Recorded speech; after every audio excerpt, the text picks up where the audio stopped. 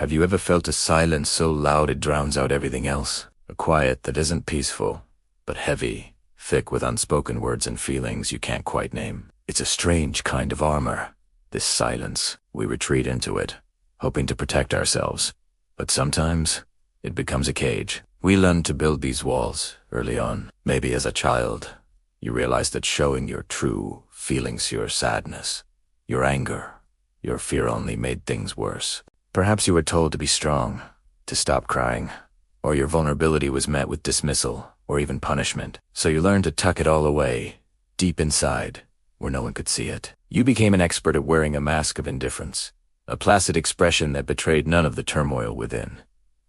This is a survival mechanism known as emotional withdrawal. It's when you pull back from the world, from relationships, from your own heart, because engaging feels too dangerous. It's the feeling of being in a crowded room but feeling utterly alone, like you're watching your own life from behind a pane of glass. You see things happening. You hear the laughter. You observe the connections.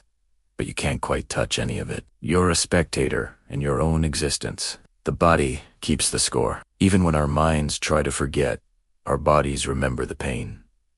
This unspoken sadness manifests in subtle ways. It's the tension in your shoulders you can't seem to release. It's the shallow breaths you take without even realizing. It's that persistent, low-grade fatigue that coffee can't fix. A weariness that comes not from physical exertion, but from the sheer effort of holding yourself together, day after day. Think about your hands. Are they often clenched into fists, even when you're relaxed? Do you find yourself picking at your skin, fiddling with objects, or just holding them rigidly still? Our hands often betray the emotions we're trying to hide. They are the instruments of connection.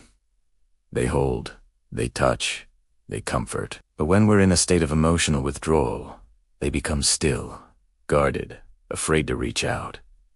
And our eyes, they are said to be the windows to the soul. But we learn to draw the curtains. We master the art of the vacant stare, the quick glance away, the focus on some distant, unimportant point in the room. We avoid eye contact not out of rudeness, but out of a deep-seated fear of being seen. Truly see, because if someone were to look deep enough, they might see the cracks in our composure. They might see the silent scream behind the calm facade. This emotional retreat often extends to our physical spaces.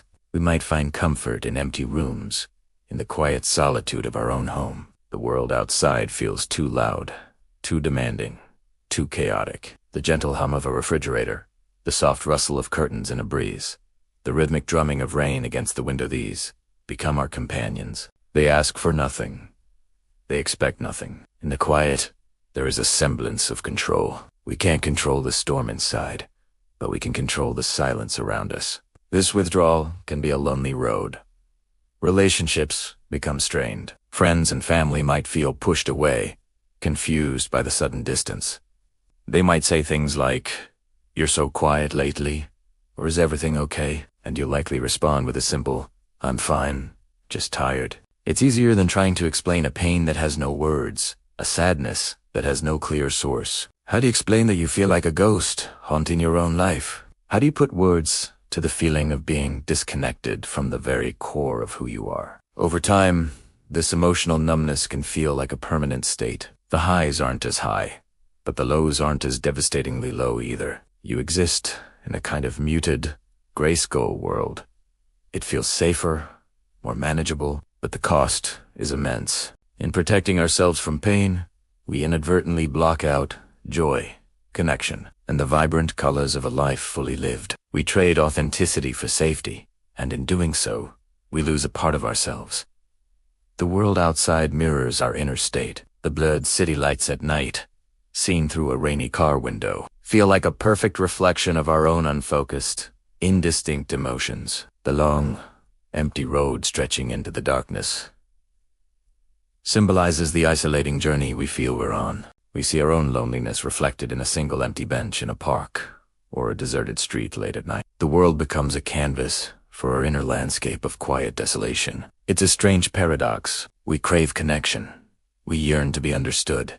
But the very mechanism we use to protect ourselves is what keeps us isolated. The fear of being judged, misunderstood, or being a burden is so powerful that it keeps our mouths shut and our hearts locked away.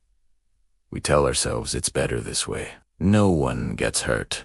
But the truth is, we are hurting ourselves, slowly and silently, in the solitude of our self-imposed exile. The first step toward breaking this cycle is simply acknowledging it, without judgment. To recognize this silence, not as a personal failing, but as a deeply ingrained protective strategy that has, until now, served a purpose. It kept you safe when you felt you had no other way to cope.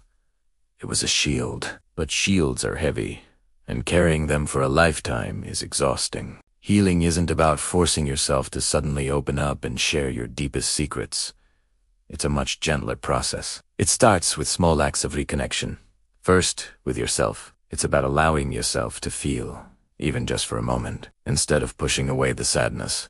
What if you just sat with it? What if you acknowledged its presence, like an old visitor, without needing it to leave right away? It's about finding a safe outlet.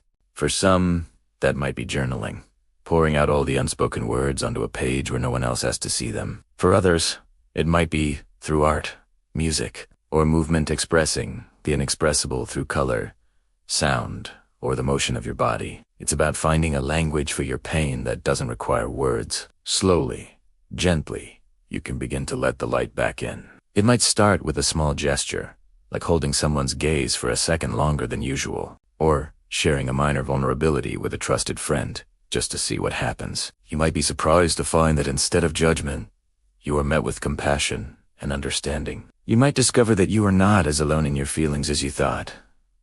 Many of us walk this path of quiet suffering. We are an army of silent soldiers, each fighting our own internal battles. But the moment we realize that the person sitting next to us might be carrying a similar weight, the burden begins to feel a little lighter. If this resonates with you, know that your pain is valid, even if it's silent. Your feelings matter, even if they are unspoken. It's okay to not be okay, and it's okay to need help finding your voice again. Reaching out to a therapist or a counselor can be a transformative step. They are trained to help you navigate these complex inner worlds and can provide a safe space to unpack the feelings you've carried alone for so long. Letting go of the silence is not a sign of weakness. It is an act of profound strength and courage. It's the decision to choose connection over isolation, feeling over numbness, and authenticity over pretense. It's about slowly lowering the shield, not because you are surrendering, but because you are finally ready to live without it. You are ready to feel the sun on your skin again. The journey back to yourself is not a race. It's a slow, meandering walk. There will be days when the old silence feels comforting and you retreat back into it. That's okay. Be kind to yourself. The goal isn't perfection. It's progress. It's about taking one small step and then another toward a life where your silence is a choice for peace, not a prison of pain. You deserve to be heard, even if the first person who needs to listen is you. Thank you for watching.